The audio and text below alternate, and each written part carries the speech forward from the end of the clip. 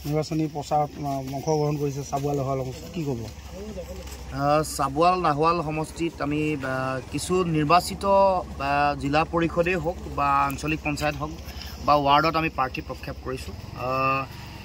এই আমাৰ যি দিনজয় পঞ্চায়ত আছে, ইয়াত আমাৰ ৰশ্মিৰেখা দাস ডাঙৰীয়ানী আমাৰ জিলা পৰিষদৰ সদস্য। তাৰ লগে লগে 2 নম্বৰ ৱাৰ্ড আৰু 5 নম্বৰ ৱাৰ্ডত এটাত বিজিত চেতিয়া আৰু আনটোত নয়নজ্যোতি গগৈ, এই দুগৰাকী প্ৰাৰ্থী ইয়াৰ পৰা আমি আজি তেওঁলোকৰ প্ৰচাৰ চলাওঁ। আৰু আমি এবাৰ দেখিছোঁ যে গাঁও অঞ্চলসমূহত এইবাৰ এটা প্ৰবল পৰিৱৰ্তনৰ ঢৌ এটা আছে। মানুহৰ মাজত যথেষ্ট খং ক্ষোভৰ এটা পৰিৱেশ আমি দেখিছোঁ। কাৰণ বিগত সময়ছোৱাত পঞ্চায়তী ৰাজ ব্যৱস্থাই যেনেধৰণৰ ৰাইজক যিধৰণে সুবিধা দিব লাগিছিল, যিধৰণে জনকল্যাণকামী আঁচনিসমূহ কোনো ধৰণৰ ভেদভাৱ নোহোৱাকৈ মানুহক যেনেকৈ বিলাই দিব লাগিছিল, সেইবোৰত চূড়ান্তভাৱে বিফল হৈছে। তাৰ লগে লগে দুৰ্নীতি, স্বজন তোষণ, ভ্ৰষ্টাচাৰে পঞ্চায়তবোৰ গোটেই চাৰিওফালে আচন্ন কৰা আমি দেখিবলৈ পাইছোঁ। গতিকে আমি নিকা স্বচ্ছ প্ৰকাশন এটা পঞ্চায়তী ৰাজ ব্যৱস্থা প্ৰতিষ্ঠা কৰিবৰ কাৰণে গান্ধীজীৰ সপোনৰ যিটো গ্ৰাম স্বৰাজ, সেইটোৰ আদৰ্শেৰে আমি ইতিমধ্যে ইস্তাহাৰ আমি প্ৰকাশ কৰিছোঁ। আৰু ইয়াত আমি দেখিছোঁ যে ৰশ্মিৰেখা দাসৰ বিপৰীতে যিসকল প্ৰাৰ্থী দিছে, সেইসকল প্ৰাৰ্থীও আমি তেওঁলোকৰ বিগত সময়ছোৱাত তেখেতসকলে যিবোৰ বিষয় ৰান্ধি আছে, তাত কেৱল মাত্ৰ তেওঁলোকৰ মানে মূল আগৰ চৰ্বিত চৰ্বণ যিবোৰ কৰে, তেওঁলোকে মানে হিতাধিকাৰী কেন্দ্ৰিক কথা বতৰা বা আন যিবোৰ বিষয় মানুহক প্ৰলোভিত কৰাৰ কথা বতৰা, তাত বাদ দি আমি ক'ব খোজোঁ যে স্বাৱলম্বন, মানুহৰ স্বাস্থ্য, শিক্ষা, যোগাযোগ, এইবোৰতো কেনেকৈ পঞ্চায়ত পৰ্যায়ত আমাৰ যিসকল প্ৰতিনিধি তেওঁলোকে কাম কৰিব পাৰে।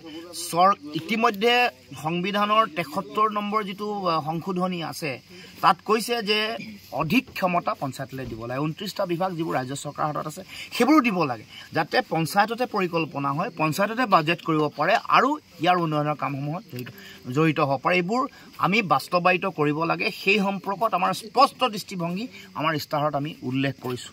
সেইকাৰণে স্বচ্ছ নিকা প্ৰশাসন, সকলোকে সমান মৰ্যাদা দিয়া, প্ৰাপ্য অধিকাৰ প্ৰতিগৰাকী নাগৰিকে গাঁৱৰ অঞ্চলত যাতে পায় আৰু গ্ৰামৰ পূৰ্ণ গ্ৰাম স্বৰাজ যাতে আমি দিব পাৰোঁ। কাৰণ গাঁৱৰ যদি সামগ্ৰিক উন্নয়ন নহয়, তেতিয়াহ'লে দেশৰ ৰাষ্ট্ৰ নিৰ্মাণৰ যিটো প্ৰক্ৰিয়া, এইটো আধৰুৱা হৈ থাকে। অসমৰ 80% বেছি মানুহ গাঁৱত থাকে।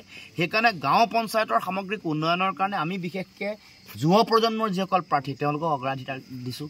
শিক্ষিত, মান বিশিষ্ট, গুণগত ৰাজনীতি বুলি যিটো কয়, কোৱালিটি পলিটিক্স, সেইটোক আটাইতকৈ বেছি গুৰুত্ব দিবলৈ আমি চিন্তা চৰ্চা কৰিছোঁ।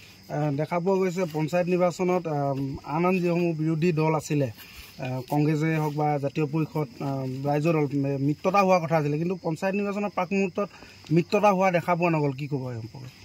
আমাৰ ফালৰ পৰা যথেষ্ট আমি চেষ্টা কৰিছিলোঁ। আপোনালোকে দেখিছেই, মোৰ বক্তব্য আপোনালোকে শুনিছে, কিন্তু বহু ঠাইত সেই কথাটো হৈ নুঠিলে। এইটো বৰ মানে কি কাৰণে হৈ নুঠিলে, সেইটো আমি আচলতে কথাটো হাতৰ আমাৰ কাৰণে, কিন্তু আমি বিচাৰিছিলোঁ মিত্ৰতাৰে আগবাঢ়িবলৈ। কিন্তু তৎসত্ত্বেও আমি বহু ঠাইত এডজাষ্টমেণ্ট কৰিছোঁ। কিছু সমষ্টি, যেনে ধৰক টিংখং সমষ্টি বা খোৱাং বা নাহৰকটীয়া বা শদিয়া, কিছু ঠাইত ক'ৰবাত 85%লৈকে আমাৰ মানে বুজা পৰা হৈছে। ৱাৰ্ডৰ সদস্যই হওক, আঞ্চলিক পঞ্চায়তৰ সদস্যই হওক বা জিলা পৰিষদ, বহু ঠাইত হৈ উঠা নাই। এইটো যদি হৈ উঠিলে হয়, মই ভাবোঁ যে বেছি মানে উজনি অসমত অন্তত মানে শাসকীয় পক্ষৰ ভেটি উচন হোৱাটো একেবাৰে চূড়ান্ত আছিলে। ইয়াততো গণপৰিষদে দিছে।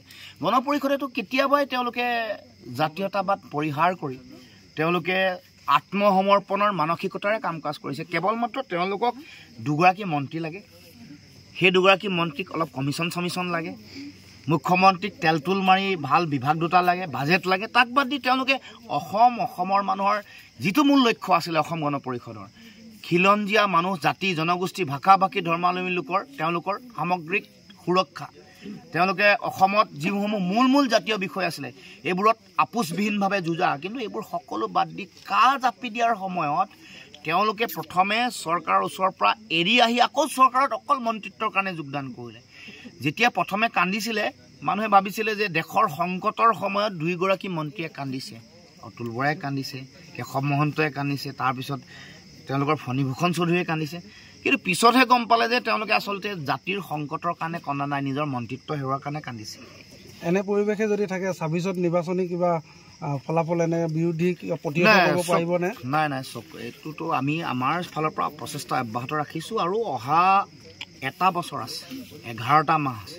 গতিকে যিটো মানে সাধাৰণ মানুহ মানে লেমেন বা ৰাজনৈতিকভাৱে বহুত বেছি জ্ঞান নথকা মানুহেও জানে যে বিৰোধীৰ শিবিৰত থকা ভোটটো বিভাজন নহ'লেই বিজেপিক ভেটি উচন কৰাটো সহজ, শাসকীয় পক্ষক পৰাভূত কৰাটো সহজ।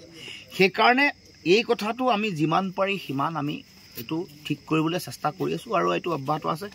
আৰু মানে বিজেপিক পৰাভূত কৰিবৰ কাৰণে প্ৰয়োজনীয় যিটো ৰণকৌশল সেইটো মিত্ৰতা, তাৰ বিকল্প নাই। সেইটো ঐক্যবদ্ধতাৰে যুঁজিব লাগিব। ভাৰতবৰ্ষতো চাব যে যিমানবোৰ ৰাজ্যত শাসকীয় পক্ষ বা বিজেপিয়ে লাভ কৰিছে সেইবোৰ ৰাজ্যত বিৰোধীত বিভিন্ন ভাঙোন হৈছে। কোনোবাই আপে ভোট শ্বেয়াৰ 2% 3% লৈ গৈছে, বেলেগ ক'ৰবাত তেনেকুৱা ধৰণৰ হৈছে। গতিকে অসমত আহি থাকিব লগা দিনসমূহত অপজিশ্যনে ইউনাইটেড যিটো এফৰ্ট বা ভোট ডিভিজন নোহোৱাৰ যিটো কথা সেইটো তেওঁলোকে আটাইতকৈ ফৰমষ্ট প্ৰায়ৰিটি তেওঁলোকে ল'ব লাগিব, আটাইতকৈ বেছি তেওঁলোকৰ প্ৰায়ৰিটি হ'ব লাগিব আৰু তেতিয়াহে সফল হ'ব পাৰিব। সেইটো আমাৰ ফাণ্ডামেণ্টেল প্ৰিন্সিপল মই ভাবোঁ আৰু সেইটো নিশ্চয় উপলব্ধি কৰিব। মই উপলব্ধি নকৰিলে শাসকীয় পক্ষক বাদ এৰি দিয়া হ'ব।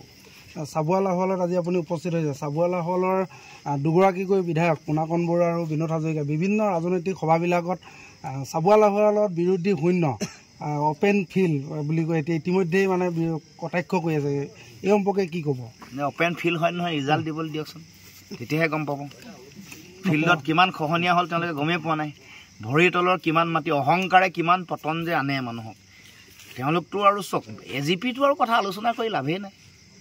তেওঁলোকক কেতিয়া তেওঁলোকৰ মানে জীৱ যায় অৱস্থা, কেৱল মাত্ৰ অক্সিজেন লৈ বেলেগৰ অক্সিজেন লৈ আছে। দুটা মন্ত্ৰিত্বৰ কাৰণেতো আছে নহয়, দুগৰাকী মন্ত্ৰী লাগে তেওঁলোক, আৰু বেলেগ কিবা লাগে নেকি?